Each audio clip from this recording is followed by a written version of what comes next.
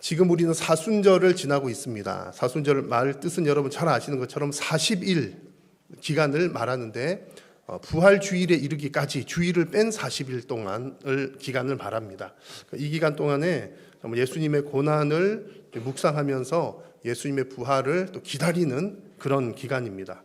그래서 이제 이 기간 동안 우리 경건의 훈련들을 하는데 주로 이렇게 회개 기도, 또 뭐 금식, 절제, 선한 일 등등 여러 가지 이제 경건의 훈련들을 더 집중적으로 하는 그런 기간입니다. 여러분 신앙생활 오래 하신 분들은 지금까지 이 고난 주간 사순절 한 몇 번 정도 지나셨을까요? 30번, 40번 정도 지난 분들도 많이 계실 겁니다. 근데 그런 분들이 아마 느끼시듯이 이렇게 매년마다 다가오는 이 절기가 우리의 신앙에 얼마나 참 큰 도움이 되는지 여러분 아마 잘 아실 겁니다.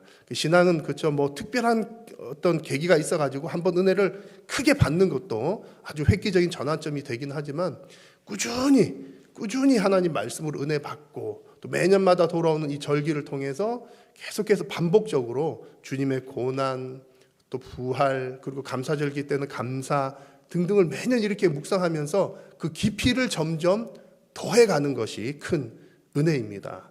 그래서 뭐 20, 30년 전에 고난주간 보냈을 때의 느낌이랑 또 지금은 더 깊은 그 예수님의 은혜를 경험하는 그런 시간들이 되는 줄로 믿습니다. 그래서 여러분 이제 올해는 부활주일이 4월 20일입니다. 4월 20일 부활절이 되면 할렐루야 예수님 부활하셨습니다. 막 기뻐하잖아요. 기뻐하는데 그렇게 우리가 부활을 기뻐할 수 있는 이유가 바로 고난이 있었기 때문이고 그 고난 가운데 예수님께서 승리하셨기 때문입니다. 그래서 우리가 이제 예수님의 십자가, 예수님 이야기를 할 때는 항상 이 두 가지를 동시에 늘 생각해야 되는 것 같아요. 예수님의 십자가 그러면 고난만 생각할 것이 아니라 예수님의 부활도 함께 항상 한 세트로 이렇게 생각을 해야 되는 거죠.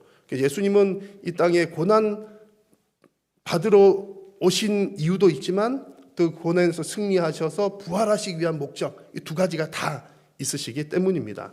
오늘 우리가 읽은 말씀은 빌립보서 말씀인데요. 이 땅에 이제 이런 목적을 위해서 사람의 모양으로 친히 오신 그 예수님의 겸손의 마음이 담긴 성경 말씀을 우리가 함께 읽었습니다.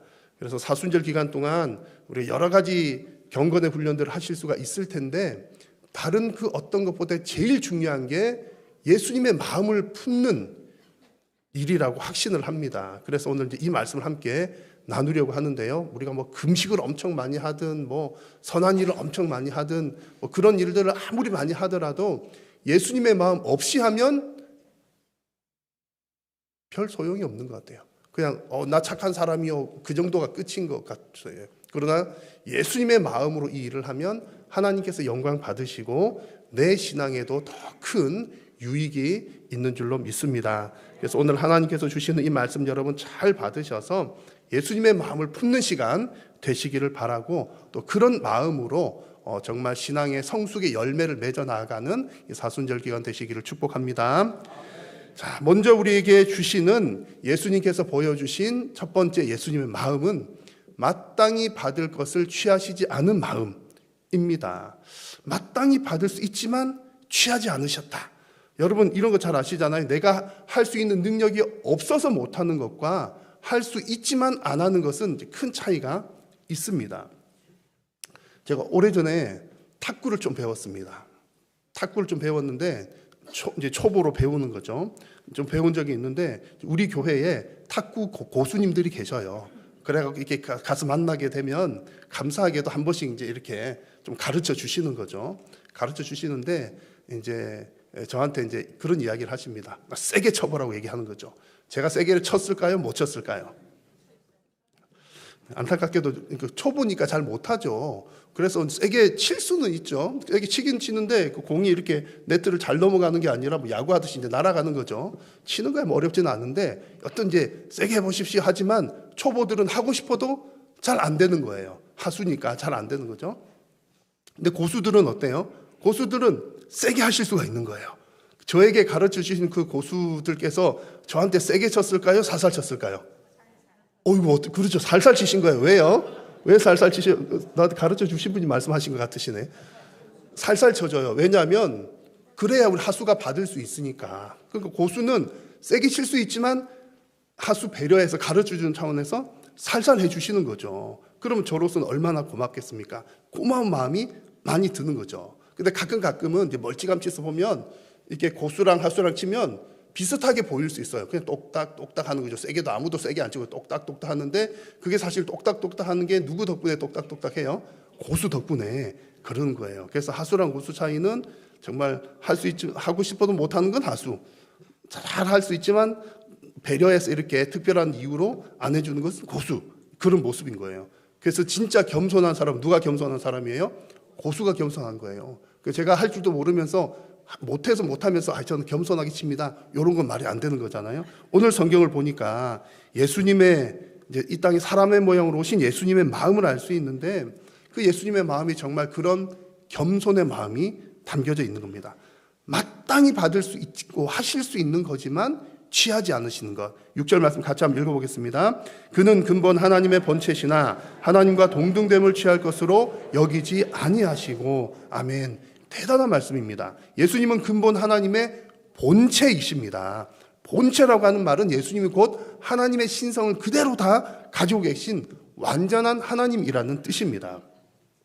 예수님은 하나님과 똑같은 분이기 때문에 그런 영광과 권리를 다 누리실 수 있는 분이지만 난 하나님이야 그러면서 그냥 보좌에만 가만히 계신 그러신 것이 아니라 그렇게 하셔도 되지만 특별한 목적, 어떤 목적이요?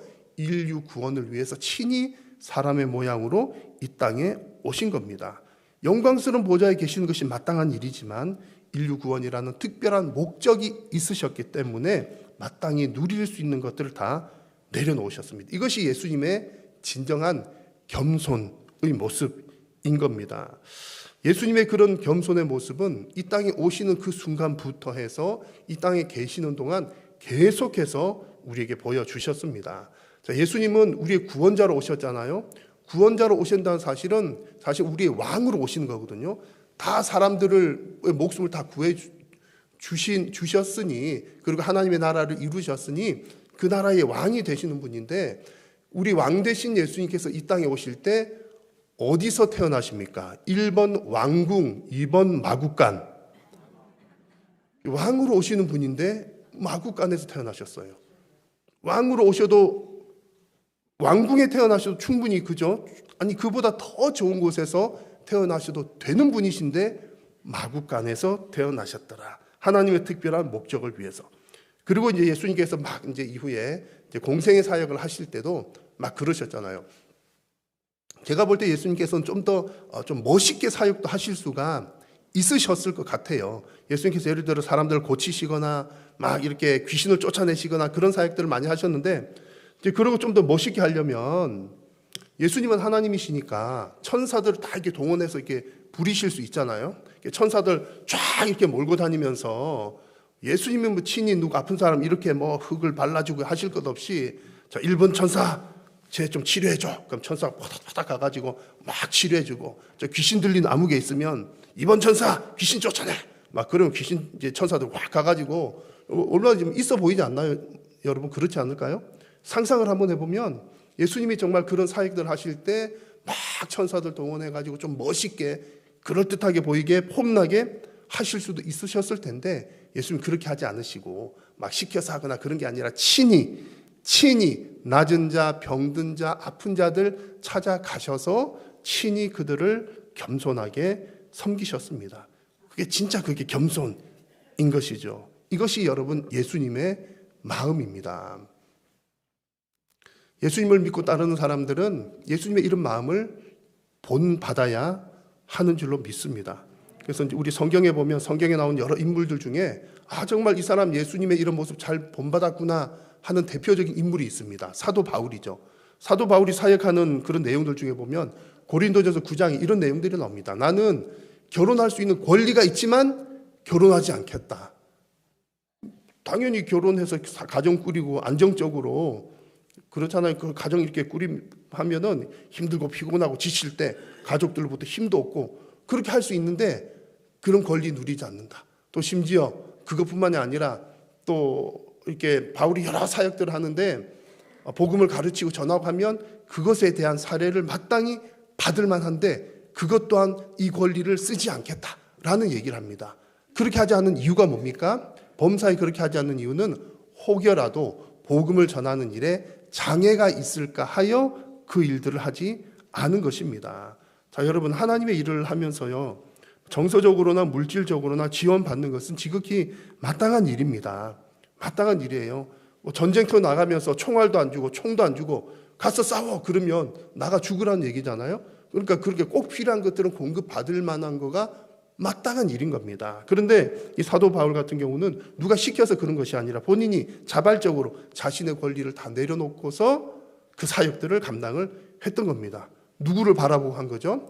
예수님께서 그렇게 하셨기 때문입니다.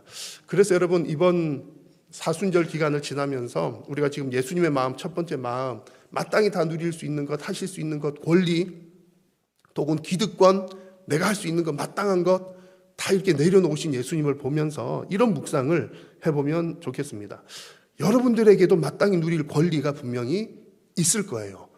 그게 무엇인지 먼저 한번 생각을 해보십시오.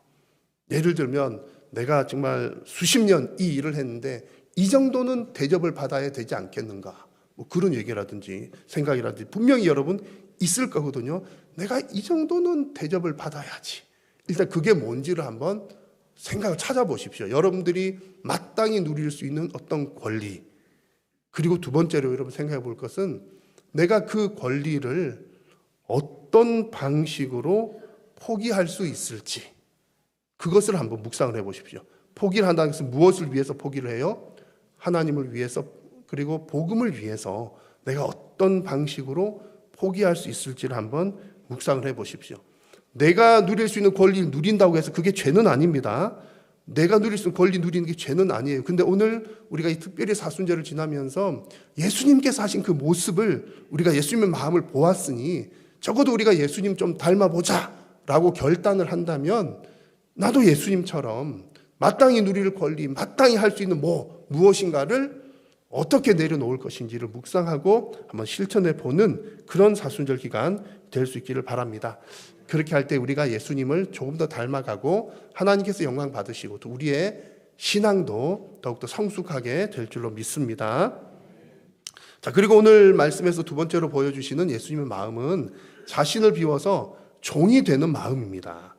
예수님은 내가 마땅히 취할 것을 취하지 않으셨을 뿐만 아니라 죄인을 섬기기 위해서, 첫 번째는 할 수 있지만 안 하신 것은 겸손이라고 한다면, 지금 두 번째는 죄인을 섬기기 위해서 자신을 더 낮추시는 예수님의 마음과 모습을 볼 수 있습니다. 실제를 같이 한번 읽습니다. 오히려 자기를 비워 종의 형체를 가지사 사람들과 같이 되셨고. 아멘. 예수님은 자신을 비우시고 종의 형체를 가지셨습니다. 자기를 비우셨다는 것은 나를 비우시고 종의 형체를 가졌다고 해서 하나님의 신성이 완전히 없어졌다, 신성을 포기했다, 그런 뜻은 아닙니다. 여전히 예수님은 완전한 하나님이십니다. 그런데 동시에 그것을 비우시고 종의 형체를 입으심으로 완전한 사람의 모습을 또한 보여주셨다는 겁니다. 그래서 이 부분이 조금 혼란스러울 수도 있지만 성경에 나와 있는 그대로예요. 6절의 말씀 보면 하나님의 본체라는 표현이 나왔고요, 7절 말씀에는 종의 형체라는 표현이 나왔는데, 여러분, 하나님의 본체, 종의 형체 똑같은 말 같아요? 다른 말 같아요? 제가 보기엔 좀 다른 말 같아요. 하나님의 본체, 종의 형체, 하나님과 종 완전히 달라 보이잖아요. 그런데 놀랍게도 이제 원문 이제 헬라어를 보면 하나님의 본체 할 때 본체라는 말과 종의 형체라는 말이 같은 말을 쓰고 있습니다. 그 말은 곧 예수님께서는 이 두 가지를 다 가지고 계신다는 거죠. 하나님의 본체시요 또한 동시에 종의 형체를 가지신 분이시다. 완전한 하나님이시요 완전한 사람의 몸을 입으셨다, 그런 얘기입니다. 그렇게 하셔야지만 무엇을 완전히 이룰 수 있어요? 구원을 완전하게 이루실 수 있기 때문입니다. 그러니까 예수님 외에는 구원을 이루실 분이 이 세상에 아무도 존재하지 않는 것입니다. 우리가 이 모습 가운데 이제 예수님께서 종의 형체를 가지셨다는 이 표현 가운데 우리가 이제 오늘 사순절을 지나면서 특별히 우리가 잘 보고자 하는 것은 예수님의 섬김이 이런 모습의 섬김이로구나 라고 하는 부분입니다. 자, 여러분, 예수님의 섬김은요, 그냥 내가 내가 가진 게 많아가지고 그냥 이렇게 나누어주고 베풀어주는 것과는 조금 모양새가 다른 겁니다. 예수님의 섬김은 종의 형체를 가지사입니다. 종이 되셨다는 거죠. 여러분, 내가 가진 것을 나눠주는 것도 섬기는 일이잖아요. 잘하는 일입니다. 제가 좀 이렇게 초콜릿이 많이 있거든요. 초콜릿이 한 100개가 있어요. 예를 들어서, 진짜 있는 게 아니고 찾아오지 마십시오. 예를 들어서 제가 초콜릿이 한 100개가 있어가지고 제가 혼자 먹으면 한 100일 먹을 건데, 또 제가 착하니까 좀 이게 베푸는 걸 잘하니까 여러분들 100일 쫙 이렇게 나눠줬어요. 잘한 일입니까? 못한 일입니까? 너무 잘한 일이죠. 이렇게 나눠주는 거. 아니, 있다고 다 주나요? 그런 거 아니거든요. 그건 냅두고 먹으면 나 혼자 100일은 먹을 텐데. 근데 이렇게 있다고 주는 거, 그거 또 쉬운 건 아니거든요. 그래서 그냥 나누고 베푸는 것도 대단히 훌륭한 일입니다. 잘하는 일이에요. 근데 우리가 오늘 발견하고자 하는 예수님의 마음은 그냥 내가 좀 넉넉하게 있어서 나눠주는 베푸는 거, 그거 아니라 종의 형체를 가지사 종이 되신 예수님의 마음을 보자는 겁니다. 실제로 여러분, 예수님께서는 친히 종의 모습을 많이 보이셨는데 공생의 기간 가운데 대표적으로 보여주신 예가 있습니다. 그게 뭐냐면 최후의 만찬할 때 제자들의 발을 씻기시는 장면이에요. 근데 여러분, 오늘 이제 이 몇몇 부분들에서 유심히 잘 생각하셔야 되는 것이, 아이고, 예수님이 그렇게 하신 건 당연하지, 당연하게 여길 것 아닙니다. 당시 문화에 의하면 이제 그 당시에는 이제 바깥에 나갔다 오면 샌들 같은 거 신고 다니니까 발을 씻어 주잖아요. 발을 씻어 주는데 어떤 사람들이 발을 씻기는 역할을 했느냐 그러면 주로 이방인 종들이 그 일들을 했대요. 유대인 종들조차도 그런 일을 하지 않는 가장 낮고 낮은 사람들이 그런 이제 발 씻기는 일들을 했더라. 그게 당시의 문화였습니다. 근데 가끔은 그런 일은 있었다고 해요. 너무 이제 존경을 표현하는 나머지 아들이 아버지의 발을 씻긴다거나 혹은 제자가 선생님의 발을 씻긴다거나 그런 일들은 간혹 있었다고 합니다. 근데 주인이 종의 발을 씻긴다거나 선생님이 제자의 발을 씻긴다거나 그런 일들은 있을 수가 없었다고 그래요. 근데 예수님께서 뭐 하신 거죠? 선생님이신 예수님께서 제자들의 발을 친히 씻기셨다는 것입니다. 그게 바로 예수님께서 친히 종이 되신 모습을 우리들에게 실제로 보여주신 장면인 거죠. 근데 그 다음에 이제 우리가 봐야 될 게 그 다음에 나오는 내용입니다. 예수님께서 제자들의 발을 다 씻어주시고 난 다음에 뭐라고 말씀하셨습니까? 더 많이 기억 못 하실 줄 알았어요. 여러분, 우리는 다 듣고 싶은 것만 듣는다니까요. 누가 섬겨줬더라 그러면 잘했네. 그런데 그 다음에 예수님이 뭐라고 말씀하셨냐면은, 내가 주와 또는 선생이 되어 너희의 발을 씻었으니 너희도 서로 발을 씻어주는 것이 뭐하니라? 옳으니라. 그 말이 뭡니까? 너희들도 서로 종이 되어서 발을 씻어줘라 말씀하셨어요. 여러분, 왜 기억 못 하시죠? 별로 안 그러고 싶으니까. 예수님께서 이렇게 말씀하신 것은 너희도 서로 종이 되어라 말씀을 하신 겁니다. 근데 우리 예수님 믿는 사람들은 조금 착각하는 것들이 몇 가지들이 있습니다. 우리는 워낙 교회 오면 섬긴다, 한다 이런 얘기들을 자주 사용하거든요. 그런 말에 자주 익숙합니다. 실제로 예수님 믿는 사람들은 잘 섬기셔요. 제가 봐도 여러분들 잘 섬기십니다. 우리 이제 일남전도에서도 청소하고 이런 것 교회를 잘 섬기시는 모습이잖아요. 근데 여러분, 오늘 우리가 예수님의 마음을 자세히 들여다 보기를 원하는 것은 그런 나의 섬김이 그냥 내가 좀 여유가 있으니까 내가 좀 넉넉하니까 베풀어 주는 정도였는가, 아니면 실제로 내가 종이 되어서 섬긴 일이었는가, 요걸 여러분 잘 한번 돌아보자는 겁니다. 그냥 베풀어 주는 것도 너무 잘한 일이에요. 여러분 이미 잘하고 계십니다. 그런데 오늘 우리가 예수님의 마음을 읽어보면서 정말 예수님께서 보이신 섬김은 종의 형체가 되어서 섬기신 섬김이었습니다. 그래서 자기를 비운다, 종의 형체가 된다. 이것은 자신의 지위, 삶의 지위를 바꾸어서 섬기셨다는 그런 이야기입니다. 그래서 여러분, 이번 사순절 기간을 지나시면서 정말 예수님의 마음처럼 내가 내 자신을 비워서 종이 되리라, 종이 되는 마음으로 섬김의 훈련을 감당하시는 그런 은혜로운 시간 되시기를 축복합니다. 자, 그리고 세 번째 마지막으로 예수님의 마음을 볼 수 있는 것은 죽기까지 순종하는 마음입니다. 8절 말씀 같이 한번 읽겠습니다. 사람의 모양으로 나타나사 자기를 낮추시고 죽기까지 복종하셨으니 곧 십자가에 죽으심이라. 아멘. 자, 예수님은 종의 모양으로 사람의 모양으로 형체를 바꾸셔서 겸손하게 섬기셨습니다. 앞에 나온 두 가지 내용은 겸손과 섬김 이야기를 했고요.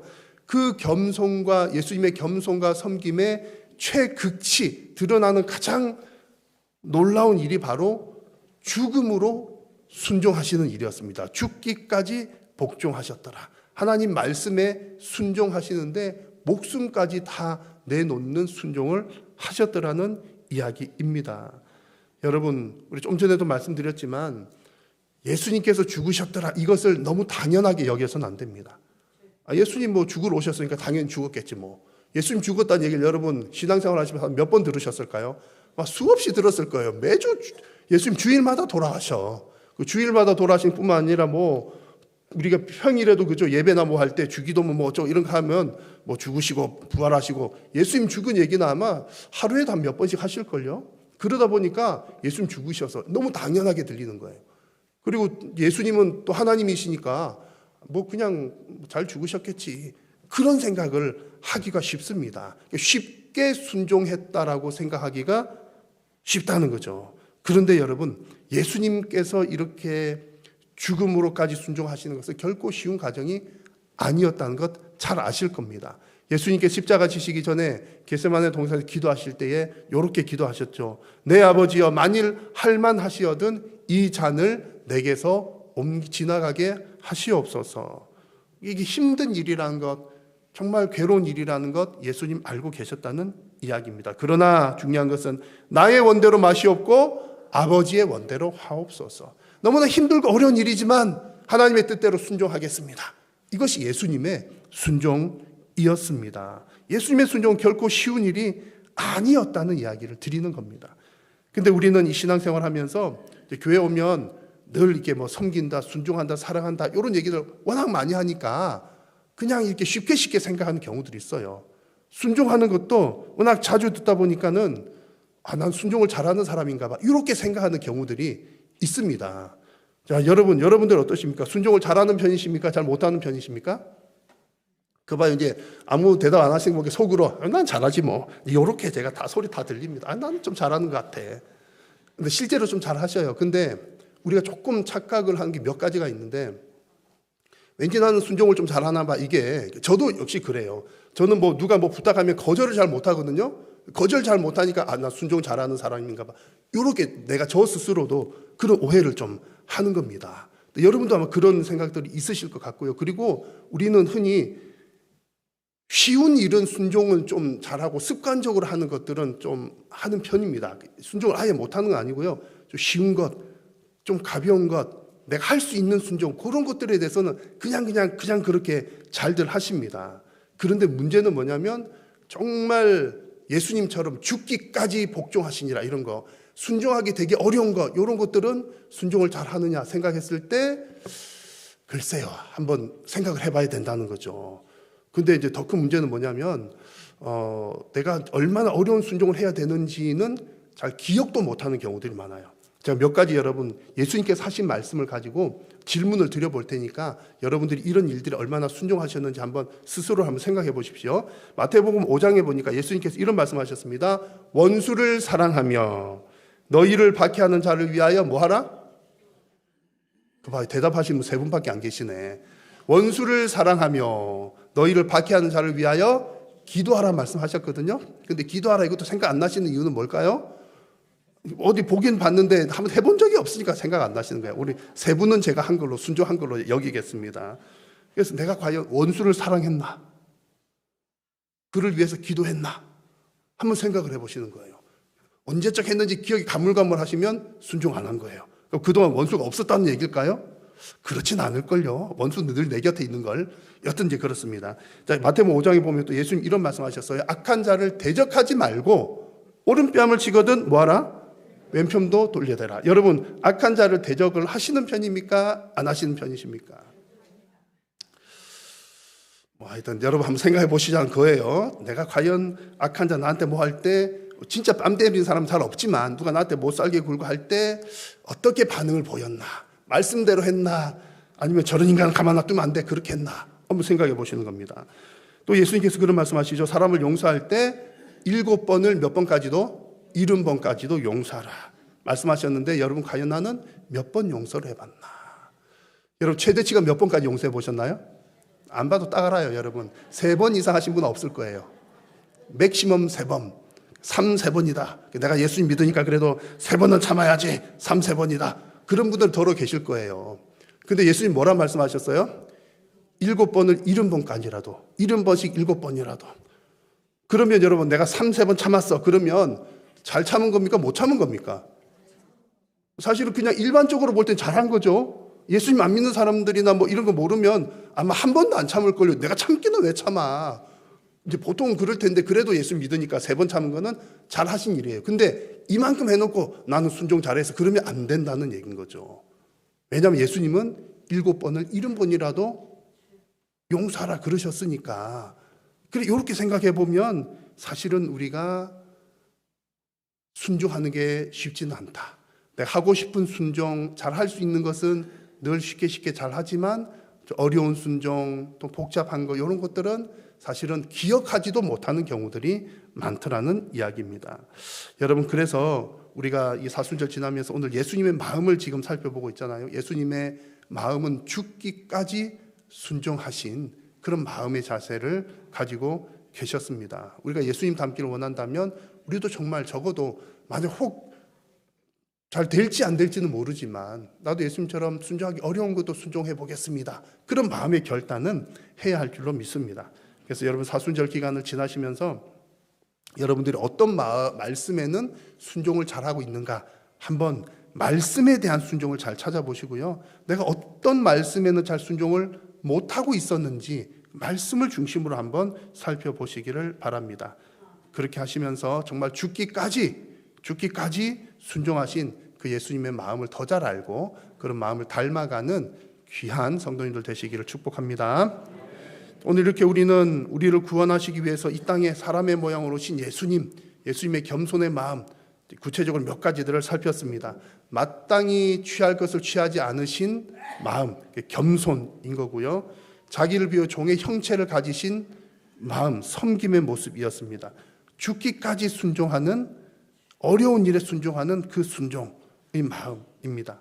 자, 여러분 이렇게 살면 인생이 재미가 있을까요? 별로 재미가 없어 보이세요? 아이고, 정말 성경대로 살면 참 재미없을 것 같기도 합니다. 아이고, 뭐 누가 잘했다고 칭찬해 줄 것 같지도 않고요.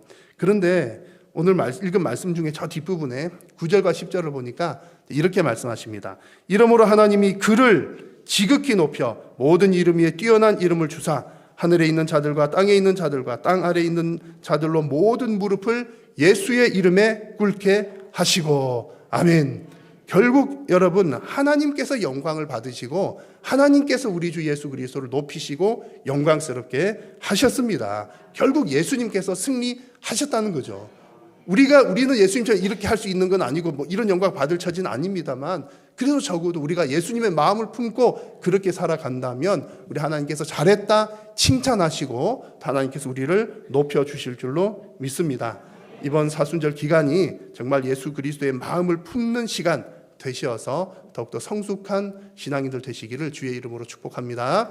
기도하겠습니다. 살아계신 여호와 하나님, 오늘도 우리의 예배를 받으시고 또한 하나님 말씀하여 주시니 감사합니다. 정말 하나님 우리가 예수님의 마음 본받기를 원합니다. 예수님의 마음을 품는 사순절 기간이 되기를 원합니다.